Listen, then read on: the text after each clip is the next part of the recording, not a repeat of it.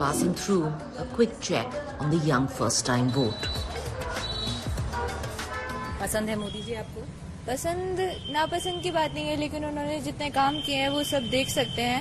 भले ही कुछ चीज़ों में वो पीछे हैं, लेकिन कुछ जो काम उन्होंने किए हैं वो काफ़ी अच्छे हैं, जैसे नोटबंदी और भी बहुत सारे जीएसटी का हमारे देश में आना।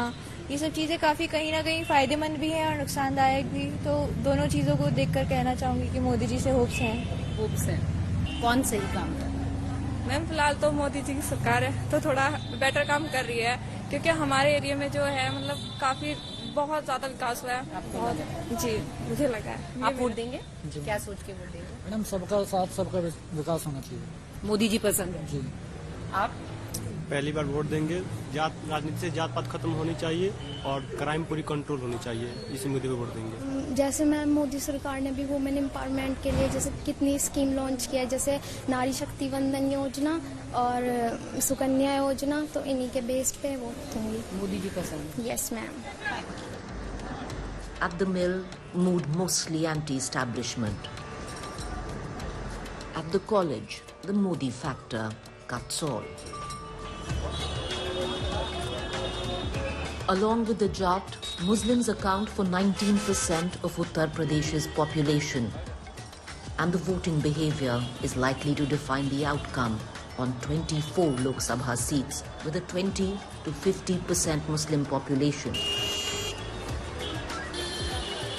Of those 24 Lok Sabha seats, 9 are up for election in the first phase. Saharanpur, 29.6% Muslim voters. Muzaffarnagar, 27% Muslim voters. Bijnor, 28%. Nagina, 28%. Muradabad, 28%. Rampur, 42%. Meerut, 23%. Kairana, 23%. Pilibhit, 19%. It's Eid. The city is glistening in festivity.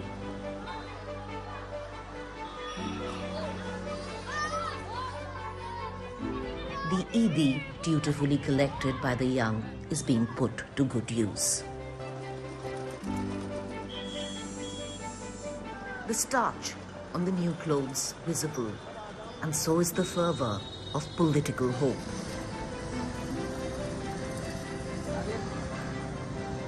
Eid मुबारक जी, ईद मुबारक। यहाँ की राजनीति basically तो जातिवाद के ऊपर होती है वेस्टर्न यूपी में जी। डेवलपमेंट के बाद लोग जातिवाद को ज़्यादा प्रीफर करते हैं, क्योंकि लोगों का यह मानना है कि अगर बंदा हमारी जात का या हमारे लोकल का होगा तो हमें ज़्यादा बेनिफिट पहुंचा पाएगा। जी जी जी। ऐसा होता भी है। होता है ऐसा?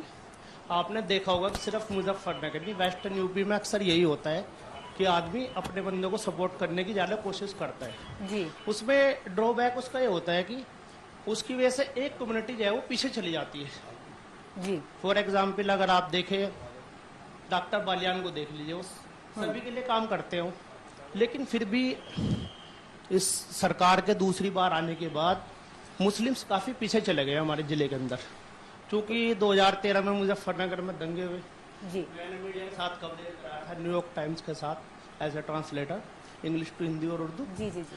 तो मैंने देखा था कि 200 करोड़ की हमारी गुड़ मंडी थी मुजफ्फरनगर में, वो जीरो पे चली गई थी, उस टाइम जीरो हो गई थी, क्योंकि इसमें काफी लॉस हुआ है लोगों को।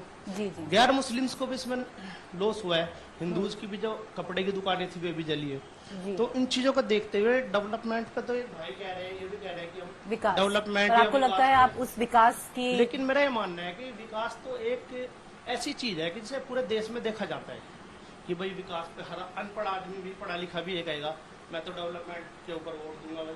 जी ऐसा होता नहीं है, सिर्फ एक मुद्दे पे कोई वोट नहीं दिया जाता कभी भी। वोट की हार जीत तो 5000 6000 वोट तो हुई, पर यह है कि इस बार माहौल अलग है।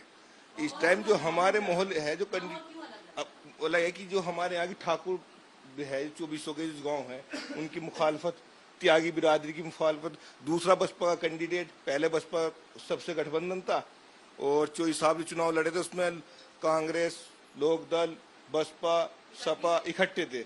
अब बसपा का अपना अलग कैंडिडेट है जिसका सारा नुकसान बीजेपी को हो गया। बिल्कुल बिल्कुल होगा।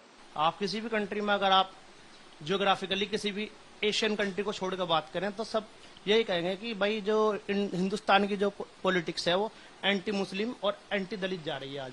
हाँ, तो मैं बस राजनीति जो है ना धर्म के ऊपर ही चल रही थी अभी। अब ठाकुर नाराज हो गए बीजेपी से तो अब ये एक तरफा हो गया मामला।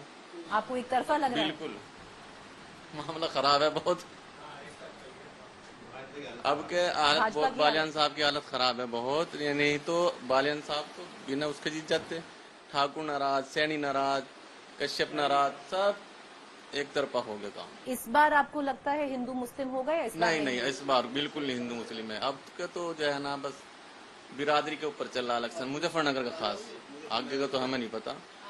मुजफ्फरनगर में तो बिरादरी का आ गया। अब पहले हिंदू मुस्लिम में था, अब तो बिरादरी पे आ गया। अब तो बीजेपी वालों को देखना है कितनी मुस्लिम वोट तोड़ के अपनी तरफ ला सके। बस चुनाव तो इस मुस्लिम तो हर बार दे रहे थे बीजेपी वोट। मुस्लिमों ने पहले भी बीजेपी को वोट दिया।